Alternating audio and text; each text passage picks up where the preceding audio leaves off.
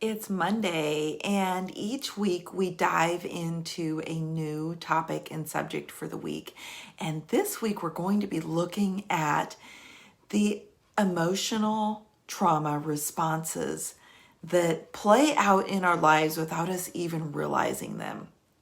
And then really we're going to talk about that so you recognize them. But then I want to let you know and have you really understand that life doesn't have to be controlled by emotional trauma responses. So what is emotional trauma? Emotional trauma is just simply a memory, something that gets lodged in your subconscious that shows and that unconsciously runs the show for you. So it could be as simple as your mom forgot to pick you up from school and you kind of had a panic attack over it, and now that's playing out in your life later on. Or it could be where you've really experienced some extreme emotional trauma at the hands of some toxic situations in your life, whether that's a toxic work situation, a toxic relationship, or family situation. So today, all about how those things continue to show up in our lives later on. And here's the thing, until emotional trauma is completely resolved, or till you are immediately aware when it comes up and starts running the show, it's going to keep you from living your best life. And I'm not here to help you live a small life. I'm here to help you live your freaking absolute best life, your Eiffel Tower sized life. So let's dive into this and see what could be keeping you from living your Eiffel Tower sized life, and then what do you need to do about it. So sorry if I look down, I'm going to be referring to my notes. Thank you for all of you out there who are watching live. It's great to see some live folks out there. Being vulnerable. Okay, so we're going to talk about that a little bit, because the opposite of that is that hard protective shell around you. So fight. Let's look at fight, flight, freeze, and fawn. That's the order we're going to look at them today. And fight, you're going to see a graphic posted later. I'll even post it below this video so you can look at it in more detail. And please share that graphic and this video, like it, share it, so that we can get all women out there on the healing path. So fight, what's the fight look like? And as I list these, think about for yourself or for others, how do these show up in your life? So temper and angry outbursts. Okay. Silence or violence. Ooh, silence is a fight syndrome just as much as verbal violence. So we're talking this can be in verbal or physical, but really we're talking about verbal here. Demanding perfection of others. When you demand people to meet your expectations, that is a fight emotional trauma response. It's my way or the highway, so it has to be this way. It's that another level of demanding that perfection of others. Impulsive decisions and changing your mind frequently without warning. Assertive or being a bully, and constant judgment and criticism of others. Those are all emotional trauma fight responses. Okay, flight responses. I've even learned some new things for this about me the last couple months as I've been looking at, like, how do I continue to grow in my own life? I've recognized some flight responses in myself. So again, listen as I list these off. Feeling panic or anxiety. Workaholism. This is the one for me that I didn't realize was a flight response. But workaholism, although we glorify it in our Western culture in the United States, not all cultures are that way. Not all cultures feel like your worth is determined by how many hours a week you work, and the more hours that you are a martyr and work, the more worth you have. I mean, if you've experienced that. Obsessive compulsive, always on the go and staying busy, that's a flight response, because when we're busy, then we don't have time to actually stop and evaluate things in our life. Extreme independence. Again, this is one that most people think that extreme independence is a good thing. I don't need anybody. I can do this all myself.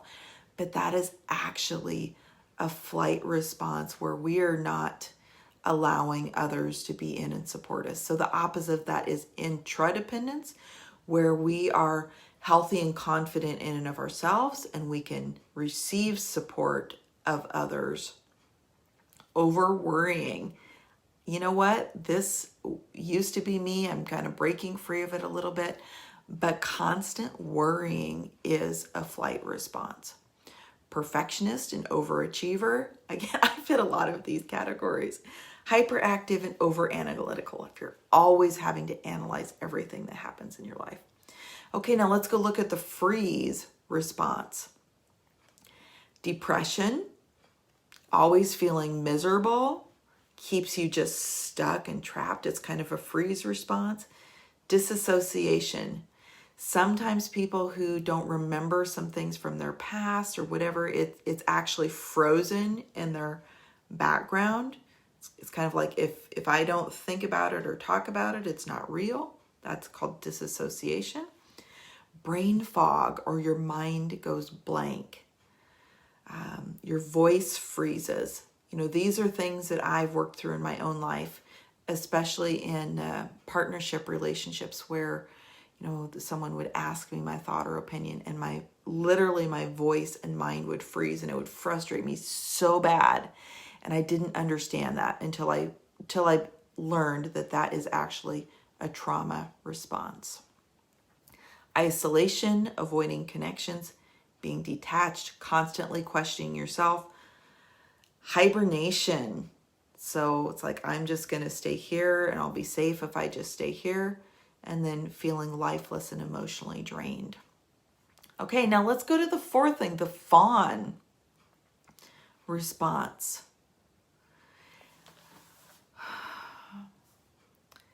There's actually a fifth F in here. We'll talk about that at the end. But the fawn response is people pleasing, over helping, this codependency of I'm addicted to trying to help other people. And if I help other people, then somehow I'm proving that I'm okay. That actually takes on an unhealthy responsibility for the people around you. And it takes away their ability to do things for themselves and to grow to the next level. Having a hard time standing up for yourself or saying no, lacking firm boundaries, biting your tongue in deference to what other people's opinions and desires. So biting your tongue in deference to other people's opinions and desires. So if you're out with friends or your partner is, you know, what do you want to watch on TV or whatever, if you're biting your tongue to keep the peace, that is a trauma response. Conflict avoiding, taking on others' interests instead of their own, and over helping others at the expense of yourself.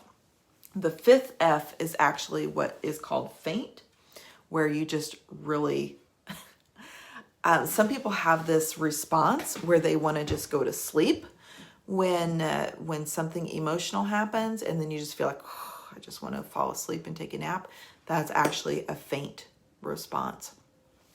So what's happening in your body when you're in any of these trauma responses, you're operating in your parasympathetic nervous system. Your parasympathetic nervous system actually goes into a trauma response mode.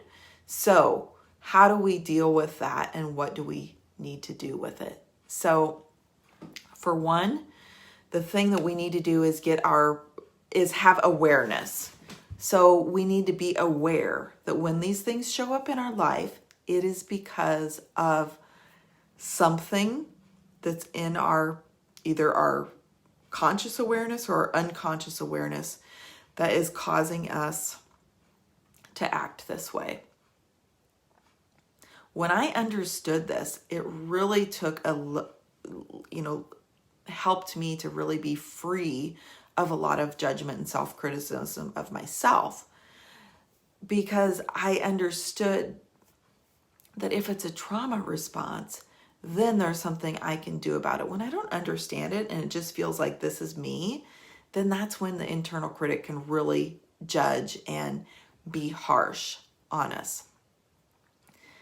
So being aware when these things happen, and then when they happen and you notice them, now it's your opportunity to resolve them. Resolving them can be the space where you really need some assistance and help. It's where you need the help of a coach, someone who's trained in knowing how to deal with as a therapist, someone who can help you understand that. I have a whole series of classes that can help you understand that, and I work with people one-on-one doing that. So you have to be aware, then you have to resolve, and then when you resolve, then you can move forward. And it's not like, oh, we stop and resolve all of this and then we move forward. No, we're moving forward all at the same time, where we are inviting in new ways of doing things, new tools, new strategies of communication, of boundary setting, of connecting to our own internal guidance. And that is what helps us to continue to move forward and live this really freer life. So I teach this in what's called the 7 levels of consciousness, where we go from survival mode to learning how to create stability in our lives, to developing the confidence to move forward, to this really click of transformation where we're now operating more from who we truly are than the trauma responses that have run our life in the past. And then we can move up to living a life that is truly authentic and aligned on many levels. And then we can move to living this really free, fulfilled, joyful life. So reach out to me. If you recognize yourself in any of those trauma responses, please send me a message, reach out. Let's not wait any longer. Let's be getting you the tools and strategies that you need to change your life and move forward. I'm transformational women's coach Vicki Haddock, and I'm so freaking excited to help you move forward and live your Eiffel Tower sized life, because it is an amazing space to live where you know you're no longer controlled by the past and you can have freedom to design the future. All right, take care and have a great Monday. And don't forget, if you're watching this video on YouTube, give it a like, give it a share, wherever you're watching it. Help me to spread the word by sharing this, liking it, and commenting. Take care.